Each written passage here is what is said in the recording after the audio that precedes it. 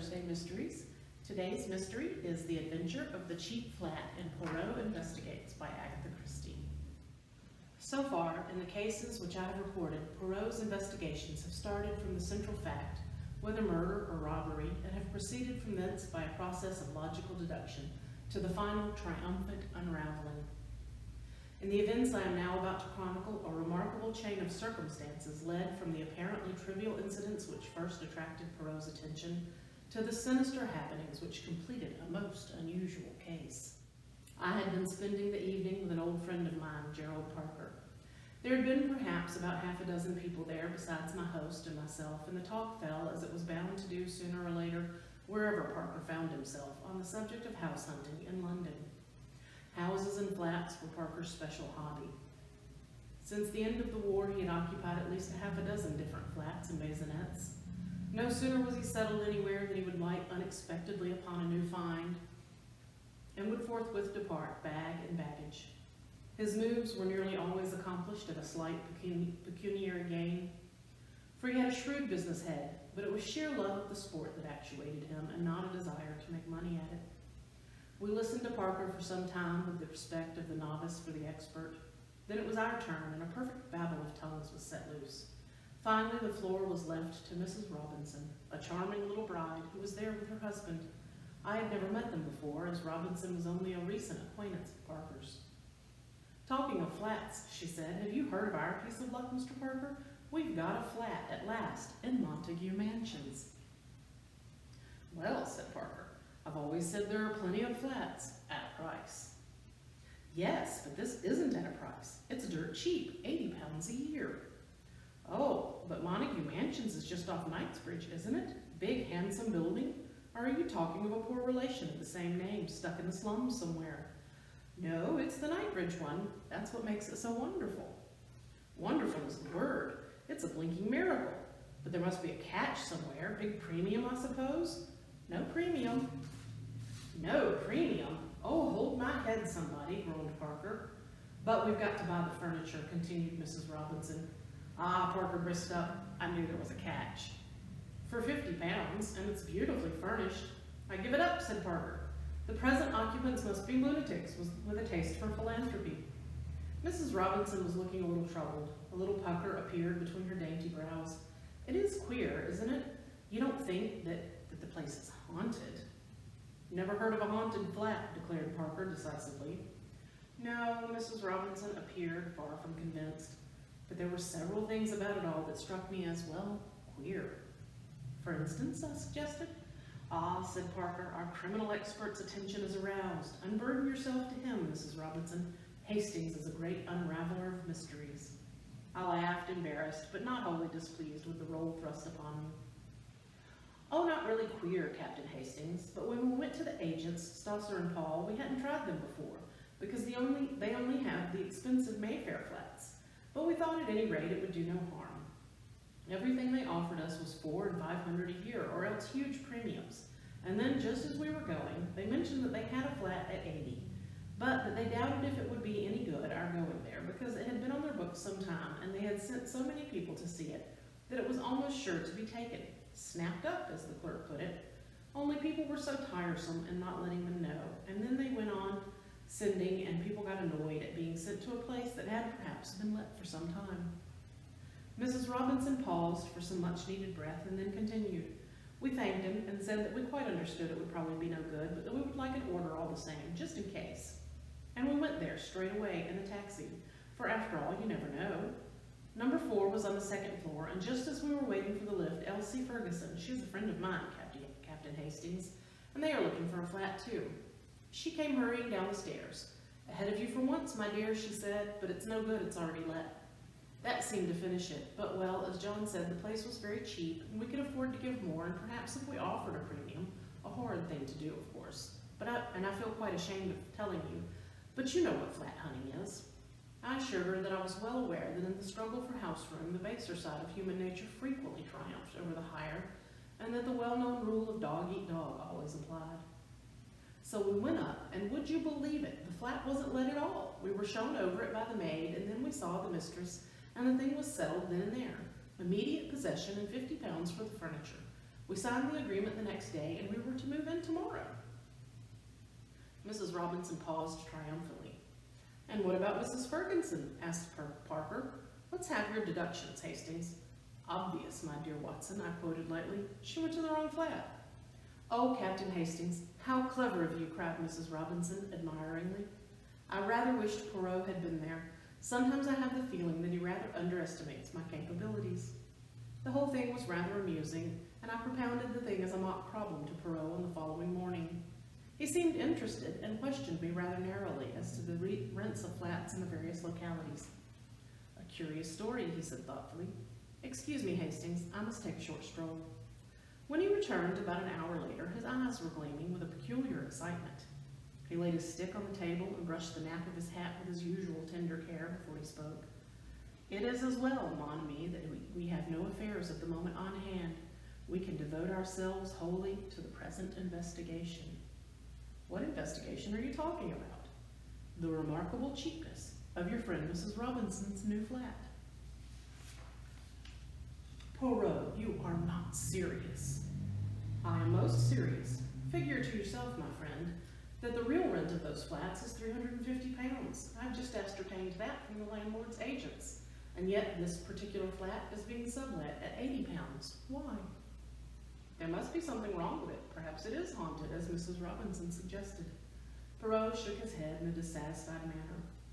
"Then again, how curious it is that her friend tells her that the flat is let, and when she goes up, behold, it is not let at all. But surely you agree with me that the other woman must have gone to the wrong flat. That is the only possible solution." "You may or may not be right on that point, Hastings. The fact still remains that numerous other applicants were sent to see it, and yet, in spite of its remarkable cheapness, it was still in the market when Mrs. Robinson arrived." "That shows that there must be something wrong with it." "Mrs. Robinson did not seem to notice anything amiss. Very curious, is it not? Did she impress you as being a truthful woman, Hastings?" "She was a delightful creature, evidemment, since she renders you incapable of replying to my questions. Describe her to me, then." "Well, she's tall and fair. Her hair is really a beautiful shade of auburn." "Always you have had a penchant for auburn hair," murmured Poirot, "but continue." "Blue eyes and a very nice complexion. Well, that's all, I think," I concluded lamely. "And her husband, always quite a nice fellow, nothing startling. Dark or fair?" "I don't know, betwixt and between, and just an ordinary sort of face." Poirot nodded. "Yes, there are hundreds of these average men, and anyway, you bring more sympathy and appreciation to your description of women." "Do you know anything about these people? Does Parker know them well?" "They're just recent acquaintances, I believe. But surely, Poirot, you don't think for an instant—" Poirot raised his hand. "Tout doucement, mon ami. Have I said that I think anything? All I say is, it is a curious story, and there is nothing to throw light upon it except, perhaps, the lady's name. Eh, Hastings?" "Her name is Stella," I said stiffly, "but I don't see." Poirot interrupted me with a tremendous chuckle. Something seemed to amuse him vastly. "And Stella means a star, does it not? Famous. What on earth? And stars give light. Voila. Calm yourself, Hastings. Do not put on that air of injured dignity. Come, we will go to Montague Mansions and make a few inquiries." I accompanied him, nothing loath. The mansions were a handsome block of buildings in excellent repair. A uniformed porter was sunning himself on the threshold, and it was to him that Poirot addressed himself. "Pardon, but could you tell me if a Mr. and Mrs. Robinson reside here?" The porter was a man of few words, and apparently of a sour and suspicious disposition. He hardly looked at us and grunted out, "Number 4, second floor." "I thank you. Can you tell me how long they have been here?" "6 months." I started forward in amazement, conscious, as I did so, of Poirot's malicious grin. "Impossible," I cried. "You must be making a mistake." 6 months. "Are you sure? The lady I mean is tall and fair with reddish gold hair." "That's her," said the porter. "Came in the Maximus quarter, they did, just 6 months ago." He appeared to lose interest in us and retreated slowly up the hall. I followed Poirot outside. "Eh bien, Hastings," my friend demanded slyly, "are you so sure now that delightful women always speak the truth?" I did not reply. Poirot had steered his way into Brompton Road before I asked him what he was going to do and where we were going. "To the house agent's, Hastings. I have a great desire to have a flat in Montague Mansions. If I'm not mistaken, several interesting things will take place there before long. We were fortunate in our quest. Number 8 on the 4th floor was to be let furnished at 10 guineas a week. Poirot promptly took it for a month. Outside in the street again, he silenced my protests. But I make money nowadays, why should I not indulge a whim? By the way, Hastings, have you a revolver? Yes, somewhere, I answered, slightly thrilled. Do you think that you will need it? It is quite possible. The idea pleases you, I see. Always the spectacular and romantic appeals to you. The following day saw us installed in our temporary home. The flat was pleasantly furnished. It occupied the same position in the building as that of the Robinsons, but was 2 floors higher. The day after our installation was a Sunday. In the afternoon, Poirot left the front door ajar and summoned me hastily, as a bang reverberated from somewhere below. Look over the banisters. Are those your friends? Don't let them see you. I craned my neck over the staircase. That's them, I declared, in an ungrammatical whisper. Good, wait a while. About half an hour later, a young woman emerged in brilliant and varied clothing with a sigh of satisfaction. Poirot tiptoed back into the flat. C'est ça. After the master and mistress, the maid. The flat should now be empty. What are we going to do? I asked uneasily. Poirot had trotted briskly into the scullery and was hauling at the rope of the coal lift. We are about to descend after the method of the dustbins, he explained cheerfully. No one will observe us. The Sunday concert, the Sunday afternoon out, and finally the Sunday nap after the Sunday dinner of England, la roast beef. All these will distract attention from the doings of Hercule Poirot. Come, my friend. He stepped into the rough wooden contrivance, and I followed him gingerly. Are we going to break into the flat? I asked dubiously. Poirot's answer was not too reassuring. Not precisely today, he replied. Pulling on the rope, we descended slowly till we reached the 2nd floor. Poirot uttered an exclamation of satisfaction as he perceived that the wooden door into the scullery was open. You observe, never do they bolt these doors in the daytime, and yet anyone can mount or descend as we have done. At night, yes, though not always then, and it is against that we are going to make provision. He had drawn some tools from his pocket as he spoke, and at once set deftly to work, his object being to arrange the bolt so that it could be pulled back from the lift. The operation only occupied about 3 minutes. Then Poirot returned the tools to his pocket, and we reascended once more to our own domain. On Monday, Poirot was out all day, but when he returned in the evening, he flung himself into his chair with a sigh of satisfaction. Hastings, shall I recount to you a little history, a story after your own heart, and which will remind you of your favorite cinema? Go ahead, I laughed.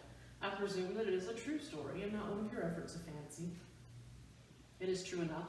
Inspector Jack of Scotland Yard will vouch for its accuracy, since it was through his kind offices that it came to my ears. Listen, Hastings. A little over 6 months ago, some important naval plans were stolen from an American government department. They showed the position of some of the most important harbor defenses, and would be worth a considerable sum to any foreign government, that of Japan, for example. Suspicion fell upon a young man named Luigi Valdarno, an Italian by birth, who was employed in a minor capacity in the department and who was missing at the same time as the papers. Whether Luigi Valdarno was the thief or not, he was found 2 days later on the east side of New York, shot dead. The papers were not on him. Now, for some time past, Luigi had been going about with a Miss Elsa Hart, a young concert singer who had recently appeared and who lived with a brother in an apartment in Washington. Nothing was known of the antecedents of Miss Elsa, and she disappeared suddenly about the same time of Valdarno's death. There are reasons for believing that she was, in reality, an accomplished international spy who has done much nefarious work under various aliases.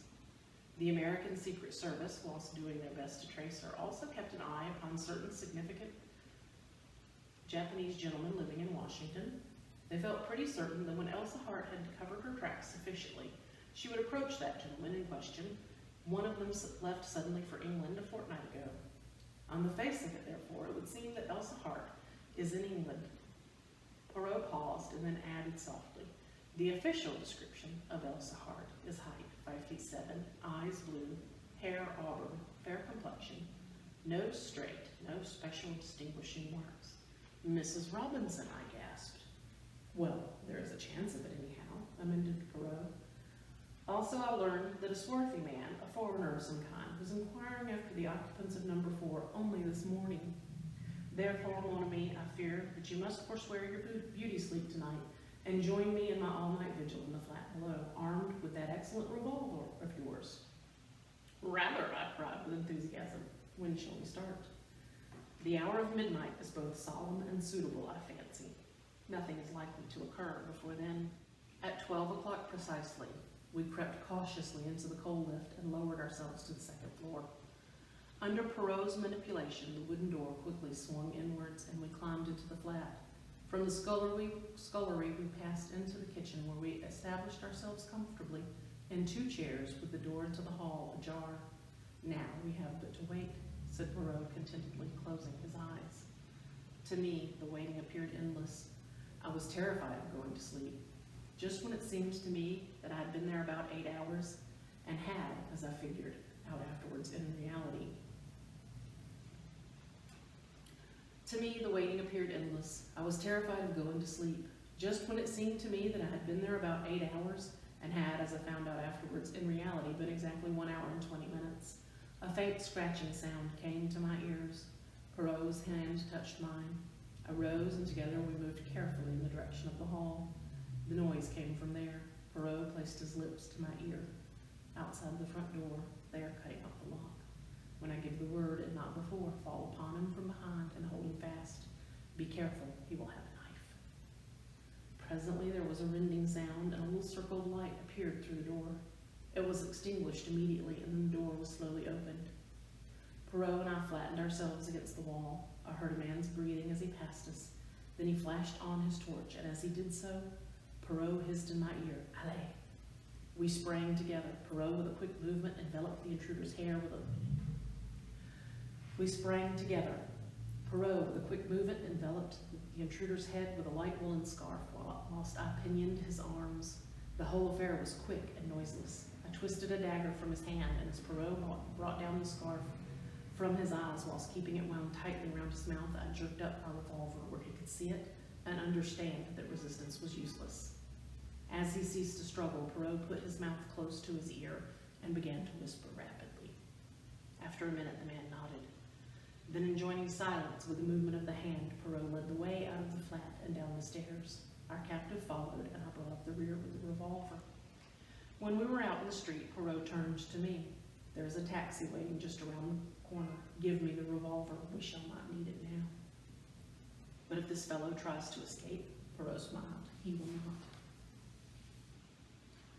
I returned in a minute with the waiting taxi. The scarf had been unwound from the stranger's face, and I gave a start of surprise. "He's not Japanese," I ejaculated in a whisper to Poirot. "Observation was always your strong point, Hastings. Nothing escapes you. No, the man is not Japanese. He is Italian." We got into the taxi, and Poirot gave the driver. We got into it. "Observation was always your strong point, Hastings. Nothing escapes you. No, the man is not Japanese. He is Italian." We got into the taxi, and Poirot gave the driver an address in St. John's Wood. I was by now completely fogged. I did not like to ask Poirot where we were going in front of our captive, and strove in vain to obtain some light upon the proceedings. We alighted at the door of a small house standing back from the road. A returning wayfarer, slightly drunk, was lurching along the pavement and almost collided with Poirot, who said something sharply to him which I did not catch. All 3 of us went up the steps to the house, and Poirot rang the bell and motioned us to stand a little aside. There was no answer, and he rang again, and then seized the knocker which he plied for some minutes vigorously. A light appeared suddenly above the fanlight, and the door was opened cautiously a little way. "What the devil do you want?" a man's voice demanded harshly. "I want the doctor. My wife is taken ill." "There's no doctor here." The man prepared to shut the door, but Poirot thrust his foot in adroitly. He became suddenly a perfect caricature of an infuriated Frenchman. "What, you say there is no doctor? I will have the law of you. You must come. I will stay here and ring the knock all night." "My dear sir," the door was opened again. The man, clad in a dressing gown and slippers, stepped forward to pacify Poirot with an uneasy glance around. "I will call the police." Poirot prepared to descend the steps. "No, don't do that, for heaven's sakes." The man dashed after him. With a neat push, Poirot sent him staggering down the steps. In another minute, all three of us were inside the door, and it was pushed to and bolted shut. "Quick, in here!" Poirot led the way into the nearest room, switching on the light as he did so. "And you, behind the curtain." "Si, senor," said the Italian, and slid rapidly behind the full folds of the rose-colored velvet which draped the embrasure of the window. Not a minute too soon. Just as he disappeared from view, a woman rushed into the room. She was tall, with reddish hair, and held a scarlet kimono around her slender form. "Where is my husband?" she cried, with a quick, frightened glance. "Who are you?" Poirot stepped forward to the bow. "It is to be hoped your husband will not suffer from a chill. I observed that he had slippers on his feet and that his dressing gown was a warm one." "Who are you? What are you doing in my house?" "It is true that none of us have the pleasure of your acquaintance, madam. It is especially to be regretted, as one of our number has come especially from New York in order to meet you." The curtains parted and the Italian man stepped out. To my horror, I observed that he was brandishing my revolver, which Poirot must doubtless have put down through inadvertence in the cab. The woman gave a piercing scream and turned to fly, but Poirot was standing in front of the closed door. "Let me by," she shrieked. "He will murder me." "Who was it that killed Luigi Valdarno?" asked the Italian hoarsely, brandishing the weapon and sweeping each one of us with it. We dared not move. "My God, Poirot, this is awful. What shall we do?" I cried. "You will oblige me by refraining from talking so much, Hastings. I can assure you that our friend will not shoot until I give the word." "You sure of that?" said the Italian, leering unpleasantly. It was more than I was, but the woman turned to Poirot like a flash. "What is it that you want?" Poirot bowed. "I do not think it necessary to insult Miss Elsa Hart's intelligence by telling her." With a swift movement, the woman snatched up a big black velvet cap, which served as a cover for the telephone. "They are stitched in the lining of that." "Clever," murmured Poirot appreciatively. He stood aside from the door. "Good evening, madam. I will detain your friend from New York while you make your getaway." "What a fool!" roared the Italian, and raising the revolver, he fired point blank at the woman's retreating figure just as I flung myself upon him. But the weapon merely clicked harmlessly, and Poirot's voice rose in mild reproof.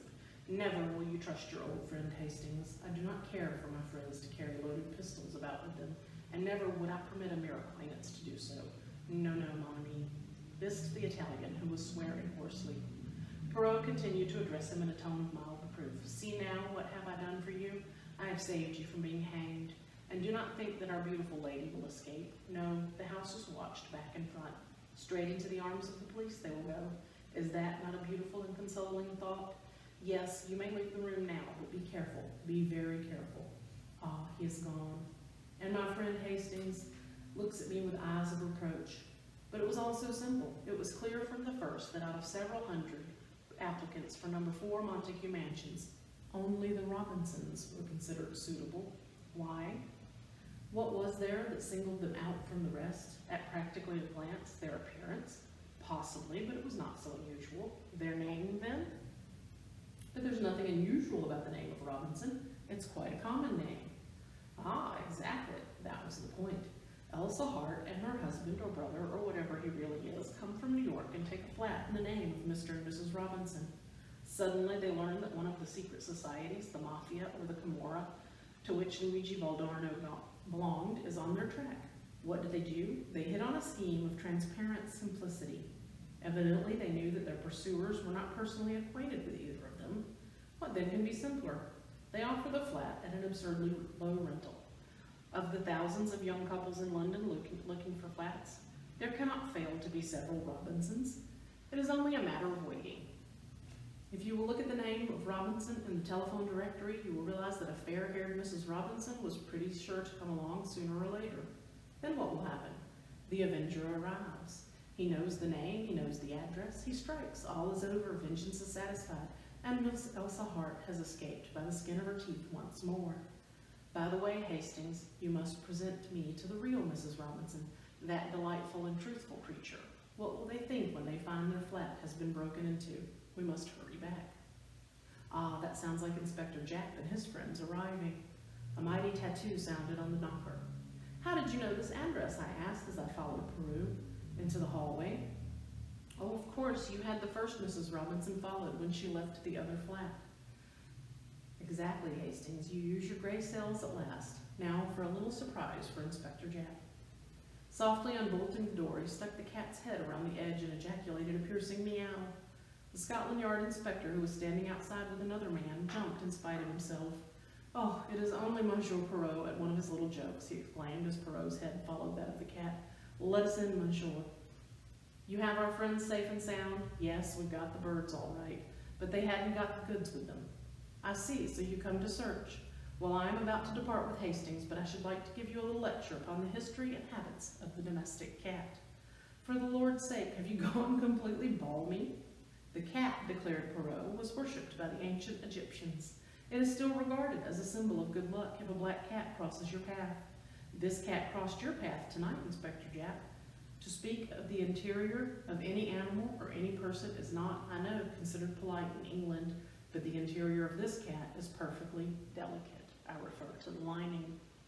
With a sudden grunt, the second man seized the cat from Poirot's hand.